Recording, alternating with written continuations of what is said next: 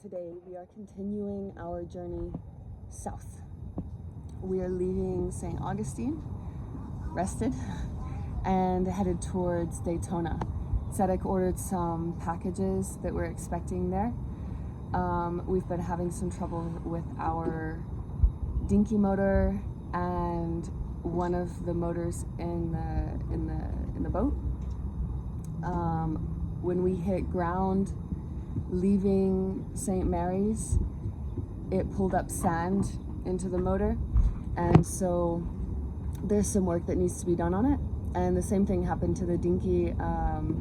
Sawyer was driving and hit a shoal and sucked up some sand into that motor also. So the impellers need to be replaced. The impeller is like a rubber fan blade that when the motor's running, it shoots water up like a pump into the motor to cool it down. So when that gets damaged, there's not so much water that passes through and the motors will overheat. So I noticed that both motors had a tiny little pea stream.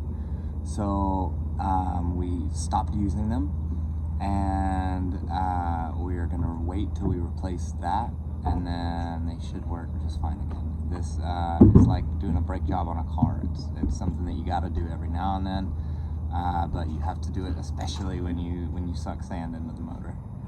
So we're just waiting for the tide to change, and we'll be on our way. There is a drawbridge that is on a schedule, so we have to line up when we leave with the tide with the schedule of the drawbridge.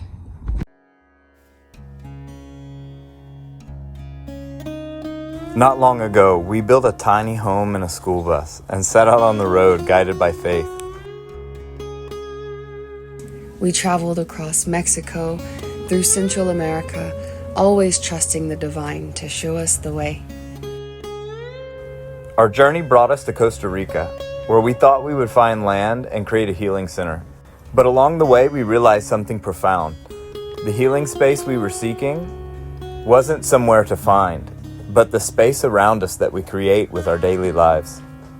It's wherever we are. And now, for the first time, our home is on the water, from bus life to boat life, always following faith, always guided by Great Spirit. This is our journey, and this is the way it unfolds.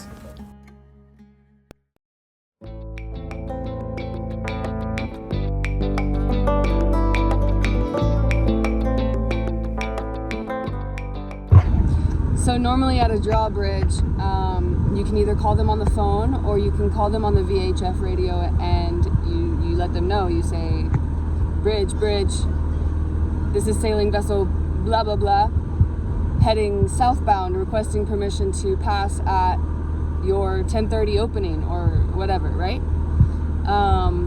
We can do that, but Zedek wants to blow the horn.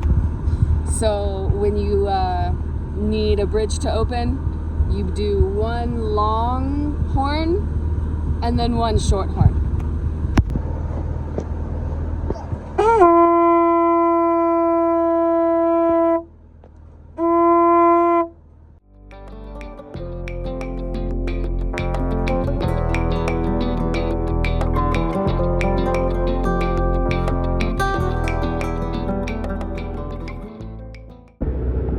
Look at that fancy thing. That's a fancy thing. And then there's a pirate ship over there.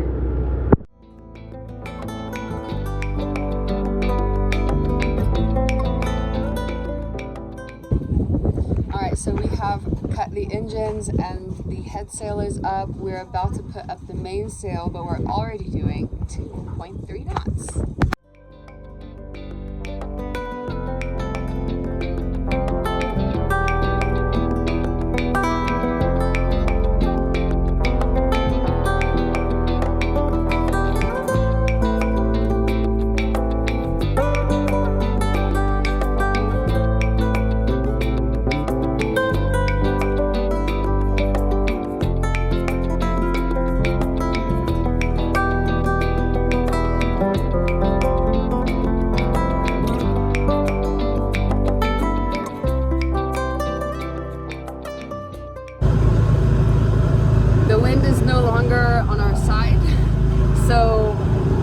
pulling the sails in and continuing to motor.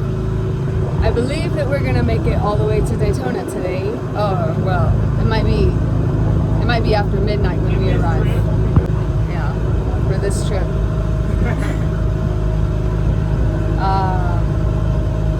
Yeah, and when we get to Daytona, we're just gonna pick up some packages.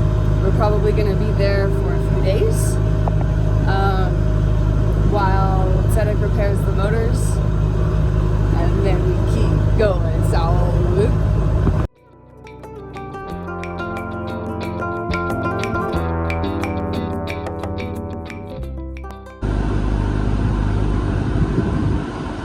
So it looks like we did 6 miles before we put the sails up and 12 and a half after we put the sails up.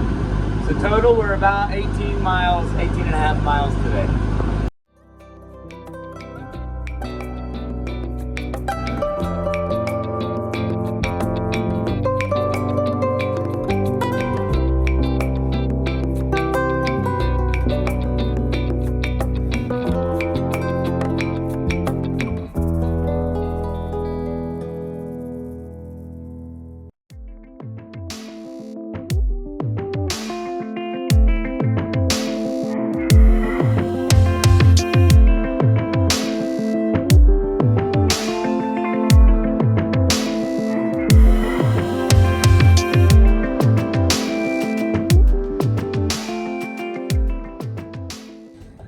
Hello, we got to Daytona around 1:30 in the morning, and we pulled into the first possible spot to anchor because we were tired, but where we really need to be is a little bit further so that we can pull over to the dinghy dock and get the package from the locker. So we're gonna go more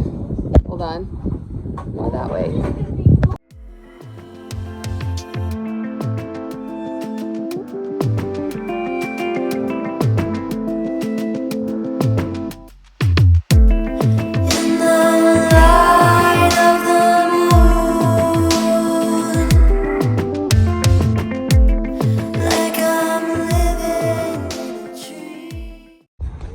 I lowered the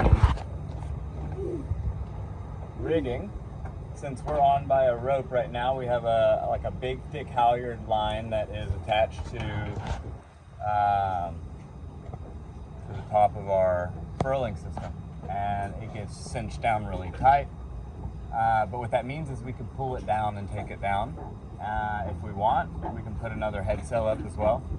So what I've done is I've pulled it down and let it hang just far enough that I can get to the grommet for this head sail.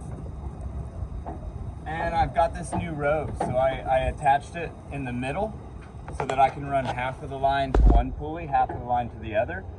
And we can, when we're doing tacking, we'll be able to switch which line is on the pulley and get it. Yeah, it'll be a little easier.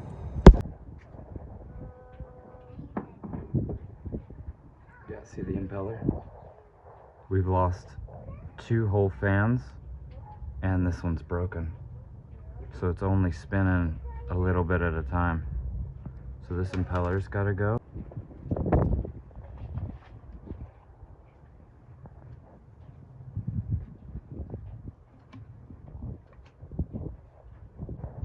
There she goes.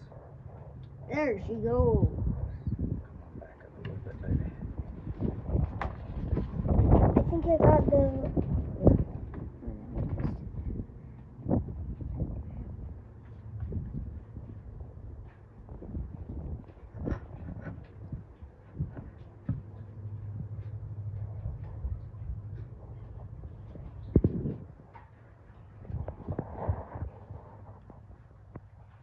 Do you guys see what happens here? Yep.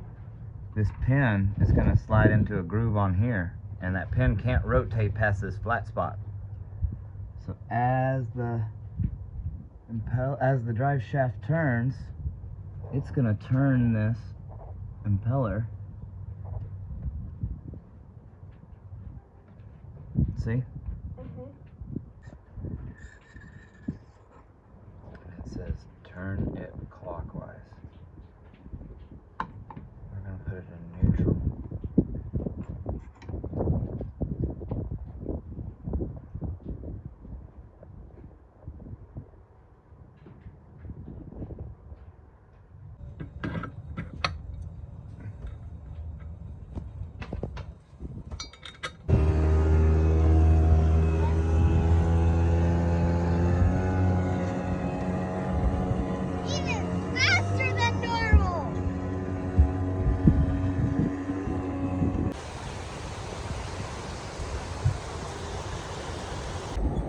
Hey you guys, check it out. We're down at Daytona Beach right now. This beach is super flat and hard and compact, and people drive their vehicles out here. It's one of like the last beaches that still does this, and this place is just so amazing.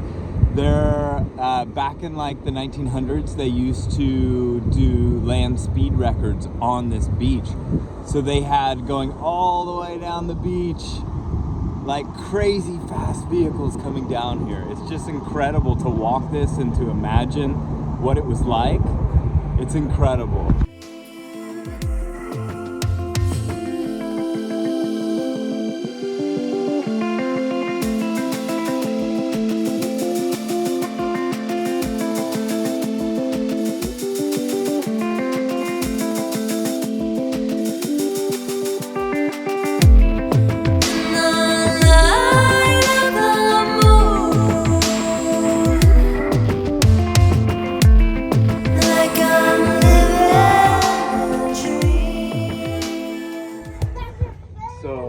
I bought a water pump and impeller kit to repair the big motor for the boat. It's a 20 horsepower motor. However, I bought an impeller kit for a newer year model on accident. So it didn't fit right. Just for funsies, even though I knew it wouldn't work, I threw the new impeller in. I'd already opened the package, so I went ahead and threw it in just to see maybe if the old ones would seal and the impeller would work. It didn't. The old seals obviously wouldn't work, so it stopped working, and so I shut the engine off. And we're gonna try to return the part that I have, and when that gets returned, we can buy the right part and try again. But for now, we're just going to continue with one motor. I think even if we're going to sail, we can fairly easily with one motor turn into the wind and catch wind for throwing the sails up over the next week. Looks like we have really, really good weather. I'm hoping that like Saturday all the way to Thursday is going to be good with a beam reach wind at like 7 to 12 knots is what we're looking at kind of over the next 5 days of those days, and we should be able to throw some sails up and have some fun during that time. Turn the motors off hopefully. All right, well, we got going this morning down the river. We got the head sail put up, and Sedek decided to try to do the mainsail also.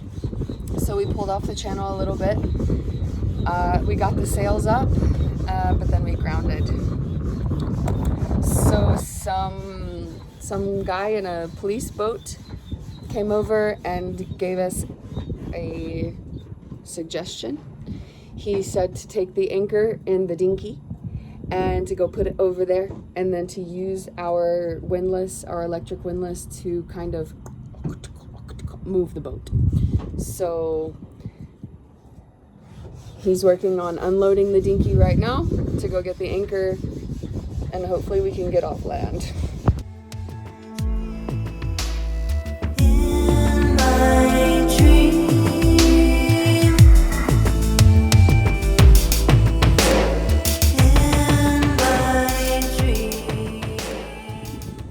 We are turning little by little, but we are still stuck, and the other impeller may be toast. Okay, so the police guy tried, his name is Sean.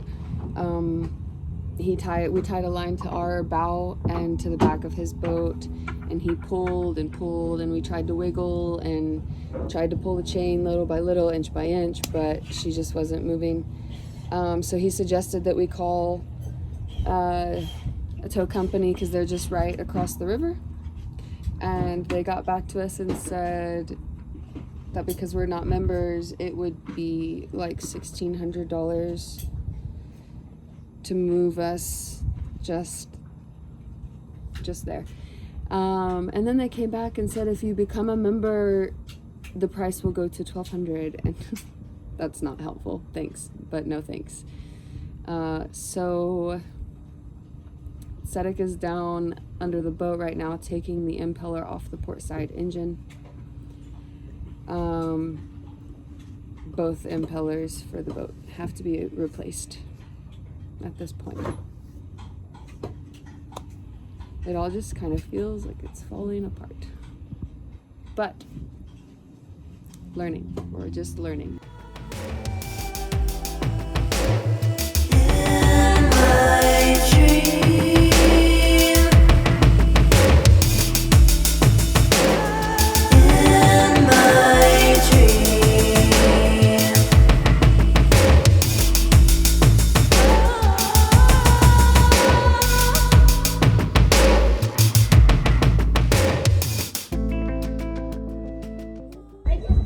Okay, so there is good news. When high tide comes, we do get lifted off of the ground enough, and our boat moves. And so on Monday, when the parts come for the engine and both of the impellers get replaced, and it's high tide again, we can be on our way. Also, we have a depth finder, and it will be installed before we leave.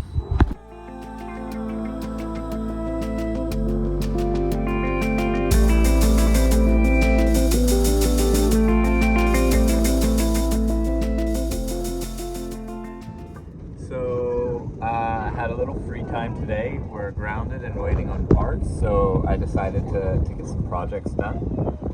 This hatch, because it's roped and latched on, when it was opening too far. It wouldn't open all the way, and it would kind of stay up, and the kids would push pressure on it.